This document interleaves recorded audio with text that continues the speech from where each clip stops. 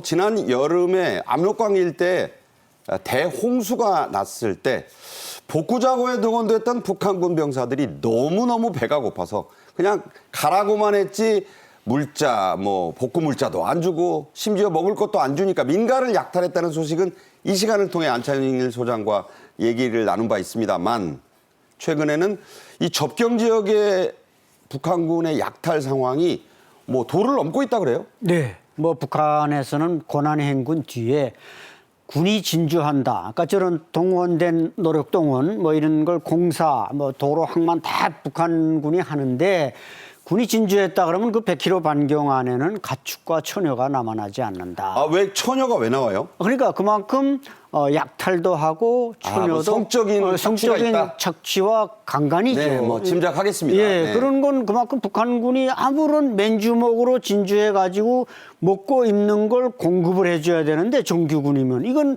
정규군임에도 불구하고 공급은 안 해주고 이제 진주하다 보니까 약탈해서 먹고 살아야 되고 지금 군인들이라는 게 다 10대 말에서 20대 중반 그 정도니까 한창 많이 먹어야 될 군인들이 노동력은 심하고 먹는 건 적고 하니까 약탈밖에 대안이 없습니다. 쌀 한 톨 안 남기고 가져간다 그래요? 그렇죠. 그래서 심지어 종자로 써야 될 쌀까지 약탈을 해간다. 이것은 그야말로 인정사정 가리지 않고 다 긁고 간다. 이런 말이 되는 거예요. 그러니까 총기는 안 들었는데 군복을 다 입었고 흉기를 들었다는 거는 부대에서 이탈해가지고 각자 지금 도둑질을 한다는 거잖아요. 그렇죠. 이 텐트나 병영 통제 안에 이 군인들을 두고 있지만 지휘관들이 그 사람들이 배를 불려주면 타령도 안 하고 약탈도 안 하지만 이 굶어 죽게 생겼으니 결국 병영을 또 텐트를 뛰쳐나가서 민간인 불악에 가서 민간인들 걸 빼앗아 먹을 수밖에 없습니다. 네.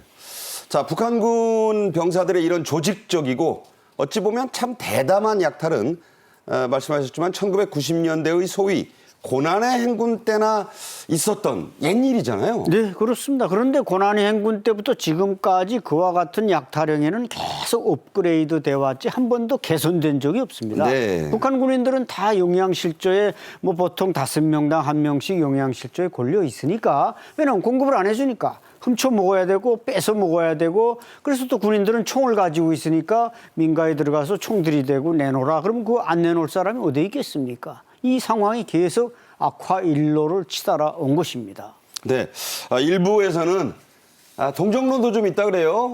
워낙 공식적인 급식을 안 하니까 저러는 거 아니냐. 일부에서는 동정도 좀 있다고 하는데 그 정도로 이 소식통들이 참상을 전하고 있어요. 네, 동정론이 당연히 있죠. 왜냐하면 불악 주민들도 자기 자식이 군대 나가 있지 않습니까? 그럼에도 불구하고 현재 군인은 약탈자니까 군인이 불악에 나타나면 민간인이 보초를 서야 되는 그런 상황이 지금 연출되고 있습니다. 네. 사정이 이렇게까지 악화되다 보니까 북한 당국은 실탄을 장전한 군량미 접수조란 그런 조직까지 배치를 하고 있다고요? 말이 군량미 접수처지 흉기나 어떻게 보면 그 총 같은 것들을 휴대해가지고 남의 재산을 뺐으면 뭡니까? 일반 강도를 넘어서 특수 강도라고 우리나라는 얘기를 하고 있습니다. 변호사답게 그렇게 해석하시는군요. 저는 그렇게 생각하는데 추수 다 정말 봄부터 눈물을 흘리며 씨를 뿌어가지고 이제 가을에 갈거지를 하려고 하는데 총을 든 군대들이 와가지고 그것을 군량미 접수자라. 말은 접수조라고 하지만 사실상 날강도나 다름없는 것 아니겠습니까? 그렇게 했더니만 실제로 그냥 그 함경북도 소식통에 따르면은 가을 거지와 시작된과 동시에 함경북도 모든 농장에 이 군량미 접수가 배치가 되었고 황주군 장천 논장 같은 경우에도 이렇게 해서 이달 초부터 지금 접수가 오고 있다라고 하는데 실질적으로 어떻게 비유를 하냐 하면은 조선시대 말에 양반들의 수탈이 많이 심했던 거 아니겠습니까? 양반과 마름들. 그렇죠. 그런데 그때 지주와 마름들이 소장용들한테 소장료 받을 때 갈 때보다 더 악착스럽게 받아서 간다. 말이 받아서 간다는 것이지 강탈해 간다라고 표현하는 것이 오히려 맞지 않겠습니까? 네. 옛말에 농부는 굶어 죽더라도 벽실은 베고 죽는다는 말이 있습니다. 그만큼 최후의 농부로서의 어떤 그 의무와 자존심을 말하는 건데 그런데 이 군량미 접수조 내년 봄에 쓸 나달까지 휩쓸어 간다고요? 네, 그렇습니다. 이게 원래 북한이 작물을 걷어들여서 탈곡장에서 탈곡하면 그 알곡을 수매 양정사업소까지 실어가서 거기서 이제 배분을 하는 건데 지금 말씀하신 그 접수조라는 것은 이 협동농장에 아예 들이닥쳐서 탈곡기에서 떨어지는 알곡을 바로 접수하는 겁니다. 네. 그러니까 이것은 그야말로 지주 뭐 마름에 비교하셨지만 지주 마름도 다 저울에 달궈서 뭐 몇 말 몇 킬로를 다 나누는데 이건 군대라는 건 총을 들이대고 무조건 자동차 들이대고 실어 가니까 농민들로서는 아무런 힘도 없고 그렇기 때문에 이것은 그야말로 착취인데 이 농민들로서 또 내년 농사를 지어야 되는 거 아닙니까? 그러니까요. 그래서 뭐 벼종자니 콩종자니 창고에다 갖다 놓아야 되는데 그것마저 다 뺏어가니까 내년 농사는 또 어떻게 짓는다는 겁니까? 그러니까 군인들에게 야, 그 목표량을 채우지 않으면 니들을 문책한다고 하니까 그렇죠. 그 사람들도 그런 것까지 털어가는 상황이 벌어지는 거죠. 그렇죠, 그렇죠. 네. 맞습니다. 참 뭐 믿기 어려운 얘기입니다.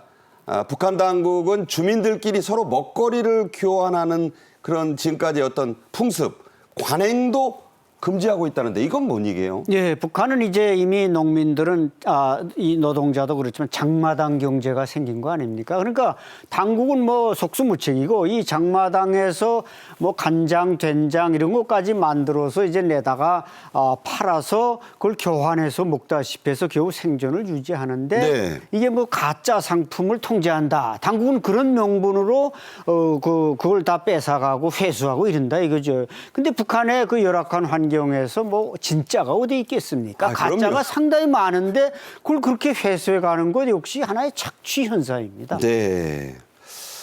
집에서 만든 걸 왜 가짜라고 뺏어가냐. 참 대단한 얘기입니다. 우리 국민들이 미국이나 남미에 처음 이민 갔을 때 가장 많이 한 일 중 하나가 가발과 속눈썹 만들어 팔기였습니다. 박지원 의원도 미국에서 처음 또 한 게 가발 장사였죠. 솜씨가 좋아 돈벌이가 됐지만 매우 힘들고 참 어려운 일인데요. 요즘 북한의 10대들이 이런 일까지 하고 있다고요. 그렇습니다. 사실 1960년대 우리나라 공업화되기 전에 중공업으로 가기 전에 간의 수공업으로 했던 것이 가발 이런 것 아니겠습니까? 더불어서 아마 그 많이들 기억을 하실 텐데 월드컵을 할 때에 그 축구공이 아프리카에 있는 어린이들이 이렇게 노동을 했다라고 해서 그런 거 축구공 쓰지 않아야 된다라고 했던 것이 엊그제 같은데 네. 그게 멀리 있는 것이 아니고 바로 우리 윗동네라고 할 수 있는 북한의 이 어린이들이 이런 일을 하고 있다는 것이 너무 가슴 아픈데요.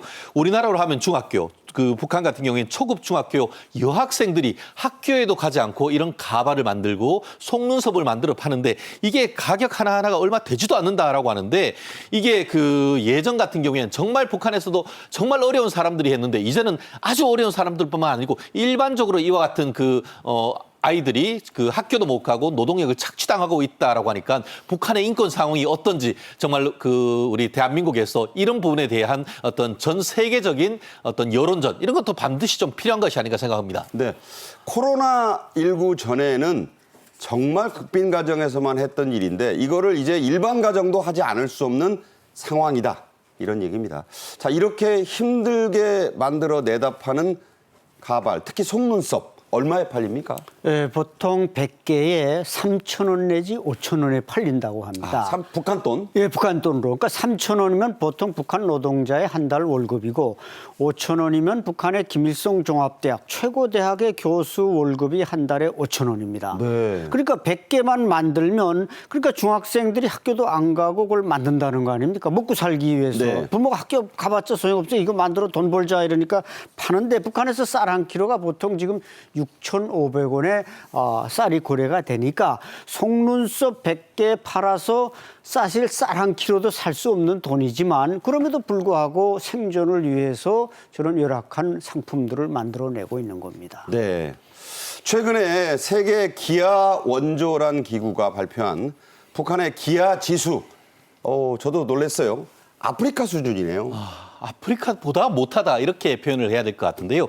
실질적으로 지금 그 말씀하신 것처럼 컨선 월드와이드와 세계 기아 원조라는 그 세계 기아 관련된 단체에서 지금 보면은 이 부분과 관련해 가지고 이 북한의 기아는 소말리아, 차드, 예멘, 콩고 전 세계적으로 가장 어떻게 보면은 경제적으로 열악한 나라의 아이들의 그 기아 수준과 거의 비슷하다라고 저게 하는데 그러니까 꼴찌에서부터라는 뜻이에요. 그렇습니다. 1위부터 끝에서 아닙니다. 10등이랍니다. 예. 사실상 꼴등이나 마찬가지다라는 것인데 이 기아 지수란 것이 영유가 사망률이라든가 저체중 그리고 발육부진 비율을 전체적으로 인구 대비를 나눴던 것인데 1점부터 100점까지인데 아마 우리는 굶어 죽는 것이 아니고 너무 많이 먹어가지고 성인병이 문제되는데 요새 뭐 여기는 비만 다이어트 프로그램이 그렇죠. 안 먹으려고 하는데 여기는 못 먹어서 그러니까 아직까지도 이 밥에 소고기국 타령을 한다는 것이 너무 가슴 아픈 부분인데 다른 사람은 뭐 어른들은 모르겠지만 이 아이들이 정말 제대로 먹지 못하고 저체중증에 시달리고 실질적으로 군대에 갔던 청년들조차도 키가 몇 센치 되지도 않는 이런 모습을 보면서 이 남북 교류와 관련해서 인도적인 지원은 또 있어야 되지 않느냐 하는 여론이 여전히 살아있는 것도 이런 부분 때문이 아니겠습니까? 네. 자, 그런데 김정은은 요즘 농촌 새살림집 건설이라는데 열을 올리고 있다고 하네요. 네, 김정은이 이제 왜 그렇게 열을 올리냐면 이번 홍수나 장마로 특히 신의주 지역 같은데 완전히 다 밀려나지 않았습니까? 그래서 그때 뭐 농촌 주택 줘놓고 또 다른 지역 몇 군데도 줘놓고 뭐 훌륭한 주택 단지가 건설됐다고 하는데 지난해 단천지구에 건설된 이런 집들이 지금 다 또 바람과 물에 다 씻겨갔습니다. 따라서 저게 겉으로 보기에는 그럴듯하게 보입니다만은 사실은 조립식이기 때문에 그냥 간단히 고깝되기만 하지 속에 배관이니 이 인테리어 이게 잘 안 돼가지고 상당히 열악한 환경입니다. 자, 이 북한이 뭐 대단히 선전하고 있는 이 새 살림집들 어떻게 생겼는지 한번 보시죠. 네, 겉으로는 훌륭합니다. 뭐 우리나라의 전원에 있는 그 외곽주택하고 비슷하게 생겼어요. 북한의 선전 매체가 지금 보여주고 있습니다. 옷 입고 저런 집들에 이제 입주하는 모습인데 저게 이제 겉으로는 멀쩡해요. 제가 보기에도 그렇습니다. 쌀로서 사회주의를 지키자. 뭐. 자, 그런데 얼마 전에 다른 공개된 사진을 보면 김정은이 저런 살림집 현장에 갔는데 네. 뭐 중장비는 하나도 없고 전부 수작업이고 비계도 없고 전부 나무에다가 못질해서 이 계단을 만들고 이건 어떻게 봐야 됩니까? 네, 저것을 짓는 사람들이 전문 건설업체가 아니고 주로 군인들이라든지 청년 돌격대입니다. 그러니까 이 사람들은 저 일정한 자재 갖다 주면서 저걸 뚝딱뚝딱 맞추라 그러면 맞춰는 놓지만 주택이라는 게 사람이 살기 편리하고 내부에 배관시설, 수도시설, 전기시설이 다 완비가 돼야 되는데 일단 김정은의 치적을 보여주기 위해서 저걸 짓다 보니까 사진 찍을 때는 멋있지만 실제로 사람이 살기에는 불편한 점이 한두 가지가 아니고 또 내년에 태풍이 오고 바람을 불면 다 분쇄될 수밖에 없는 날림식 주택, 즉 속빈 강조입니다. 네. 참 한숨만 나오는 그런 얘기들이군요.